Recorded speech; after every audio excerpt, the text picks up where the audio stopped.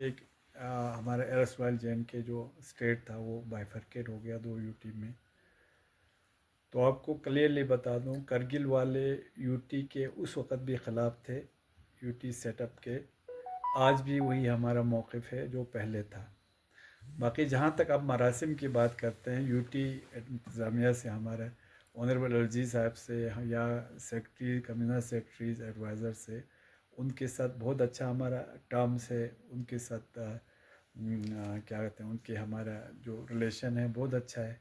बाकी जो है पॉलिटिकल जो हमारा सेटबैक हुआ है, इससे पहले 2019 से पहले हमारे पास लेह और करगिल को मिला के 4 एमएलए होते थे, मेंबर ऑफ लेजिस्लेटिव असेंबली। फिर 2 एमएलसीज होते थे। उनको पूरा कानून बनाने का हक था हमारे यहाँ पे, जो भी कानून बनते थे। तो आज के दिन में हमारे पास ले करगिल दोनों मिला के 2 हिल कौंसल्स है। ले में एक ऑटोनोमस हिल डेवलपमेंट कौंसल है, और यहाँ करगिल में hill development autonomous hill development council है। तो उसके हिसाब से हमारा पॉलिटिकल जो से है बहुत कम है। आज छोटे छोटे काम के लिए हमें यहाँ से दिल्ली भेजना पड़ता है होम मिनिस्ट्री में, वहाँ से होके आते हैं। तो आप यकीन नहीं मानोगे, हमारे पॉलिटिकली हमारा से बिल्कुल तकरीबन ख़त्म हो गया। और जब से हमारा यूटी बना है, क्योंकि हमारे जो हिल कौंसिल था वो यूटी बनने से पहले भी था, उस वक़्त हमारे पास हिल कौंसिल के पास पावर भी ज़्यादा थे हमारे पास। जैसे हमारे फंड नॉन लैप्सेबल होता था, क्योंकि आप जानते हैं हमारे सीज़न बहुत कम होते हैं।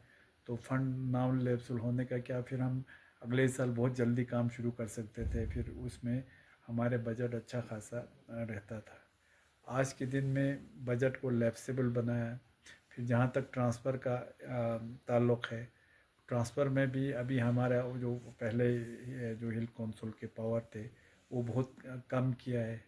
उसमें पहले हमारा जो सेक्टोरल हेड को छोड़ के बाकी सब हमारे कौंसिल लेवल पे कौंसिल के अप्रूवल से होते थे।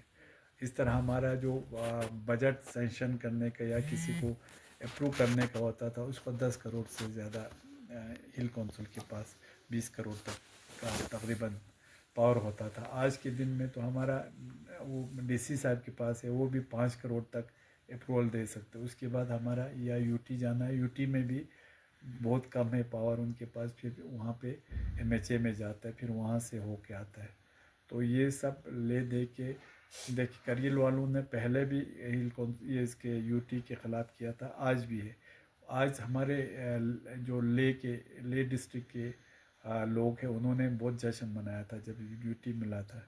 और उनको बाद में जाके एहसास हो गया कि ये यूटी जो है मतलब हमारे एस्पिरेशन पे उतरता नहीं है। तो उसमें जब तक लोगों का अपना से नहीं हो, जब तक अपना गवर्नमेंट ना हो, तब तक हमारा जहाँ पे रूल करने वाला हमारे लोग ना हो, तब तक लोगों की भलाई होने वाला नहीं है।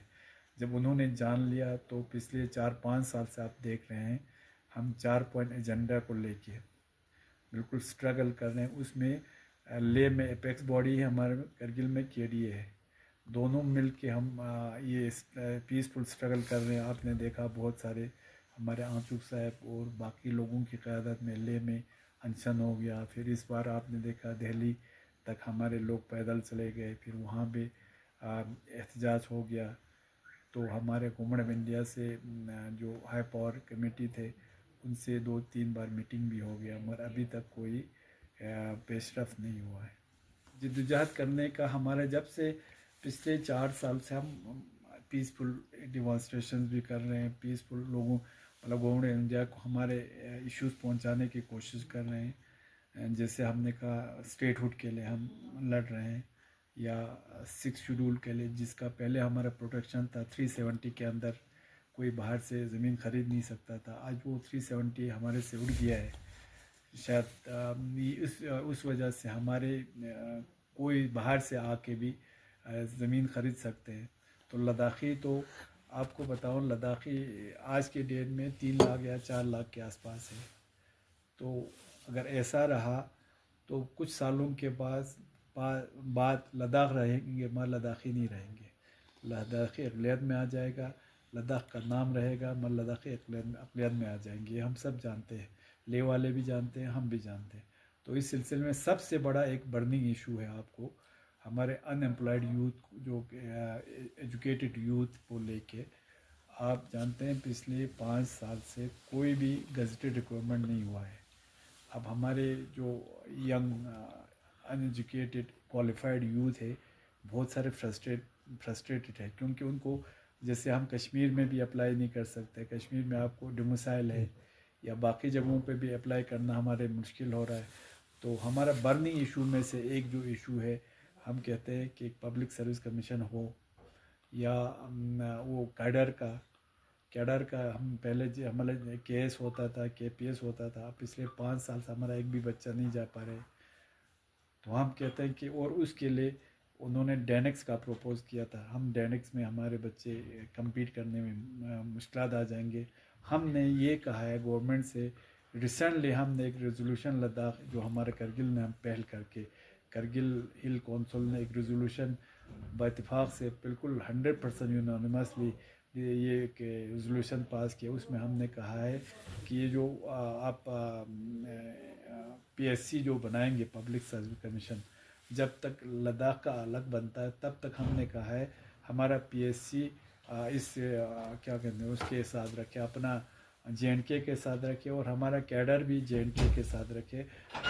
जैसे अभी हमारा जेएनके लद्दाख हाई कोर्ट है, बिल्कुल उसी पैटर्न पे हम चाहते हैं पीएससी भी हमारे जेएनके के साथ रखे, और कैडर का वो भी हमने जेएनके के साथ रखने के लिए गवर्नमेंट से रेजोल्यूशन पास के रिक्वेस्ट किया है। और इंशाल्लाह हमारा 3 तारीख को गवर्नमेंट ऑफ इंडिया से हाई पावर कमेटी से मीटिंग होने वाले हैं, उसमें भी हम ये बात रखेंगे। देखिए, चारों इशू हमारे लिए बहुत इम्पोर्टेंट है। कौन कौन से? आप जैसे स्टेटहुड का है हमारा, स्टेटहुड जब तक लोगों को अपना कानून बनाने का, अपने यहाँ पे लद्दाखी हुकूमत करने वाले लोकल ना हो, तब तक यहाँ पे डेवलपमेंट तो हो जाएगा। आपको पता है डेवलपमेंट तो, जहाँ डेमोक्रेसी नहीं है वहाँ भी तो डेवलपमेंट होता है। बिल्कुल। मगर हम इंडिया को हम मदर ऑफ डेमोक्रेसी कहते हैं। तो इंडिया का तकरीबन ताज है लद्दाख जो है, यहाँ हमें डेमोक्रेटिकली इलेक्टेड गवर्नमेंट होना बहुत ज़रूरी है। एक तो ये हो गया। दूसरा हमारा ये 6 शेड्यूल में हमें प्रोटेक्शन दिया जाए, क्योंकि हमारा 96% के आसपास हमारा शेड्यूल ट्राइब है, और शेड्यूल ट्राइब उनके लिए बहुत सारे जगहों पर ये 6 शेड्यूल के अंदर प्रोटेक्शन है, ताकि हमारे लैंड दूसरे ना ले पाए। और उसमें सबसे इम्पोर्टेंट ये चीज़ है, हमारा इकोलॉजी बहुत फ्रेजाइल है। हमारे पास ग्लेशियर अभी ख़त्म हो रहा है, हमारे पास बैरान लैंड है, मगर पानी का जो ज़ख़ीरा है पोल्यूशन की वजह से, ये कल को अगर ये नहीं होगा, बड़े बड़े फैक्ट्री आ जाएंगे, फिर हमारा तो कुछ सालों में फिर पानी का हमें क्राइसिस होगा, बाकी क्राइसिस होंगे, पोल्यूशन होंगे, ये सब होंगे। तो इन सब को मंजर रखते हुए हमने कहा हमें 6 शेड्यूल के अंदर हमें प्रोटेक्शन मिलना चाहिए। और तीसरा इम्पोर्टेंट चीज़ ये है, हमने कहा यही पब्लिक सर्विस कमीशन का क़याम अमल में लाना। अब हमने कहा अगर वो उसमें प्रॉब्लम होता है पब्लिक सर्विस कमीशन क़याम का, मतलब क्योंकि हम जानते हैं लद्दाख आबादी के हिसाब से छोटा स्टेट, ये छोटा यूटी है, मगर एरिया के हिसाब से इंडिया का सबसे बड़ा यूटी है। तो हम इसलिए चाहते हैं कि अभी हमारा जेएनके के साथ जो ये पीएससी है उनके साथ रखे, और कैडर भी हमारे जेएनके के साथ रखे। और हमारा सबसे इम्पोर्टेंट जो बर्निंग इशू ये वाला बच्चों की इसको लेके, ये रिक्वायरमेंट को लेके, प्लस हमने कहा है जैसे लद्दाख एरिया वाइज बहुत बड़ा एक एरिया है, आप जानते हैं पूरे इंडिया में सबसे बड़ा है। तो हमारा आज के दिन में हमारे ले और करगिल मिला के एक एमपी है, मेंबर पार्लियामेंट। तो अल्लाह का शुक्र है इस साल कोई ऐसा वाक़ा नहीं हुआ, मगर जब भी एमपी का इलेक्शन होता है तो हमारे जो बरादरी, मतलब आपस में जो कम्युनल हार्मनी होता है, उसमें थोड़ा सा खलल आ जाता है। इस साल अल्लाह की फजल से नहीं हुआ। तो हम चाहते हैं, और एरिया वाइज से भी एक एमपी को पूरे एरिया 5 साल में सब जगह घूमना बड़ा प्रॉब्लम होता है। तो इसलिए हमने कहा है कि 2 एमपी मेंबर पार्लियामेंट का सीट दिया जाए, ताकि एक तो लोगों को जो ले करगिल दोनों के लोगों के एस्पिरेशन पे उतर सके, दूसरा ये है लोगों को डोर स्टेप पे जो हमारे पब्लिक जो हमारे ये है पॉलिटिकल फिगर के रिप्रेजेंटेशन मिल सके। 4 पॉइंट एजेंडा को लेके हमें बिल्कुल मतभेद नहीं है, हम सब एक प्लेटफॉर्म पे है, एक पेज पे है। इस 4 पॉइंट को लेके हम सब उसमें बराबर के हम बराबर से हमारा ये जो डिमांड है वो पुश कर रहे हैं। इसमें हम सब इत्तेफाक से और मुत्तहिद होकर ये डिमांड रख रहे हैं।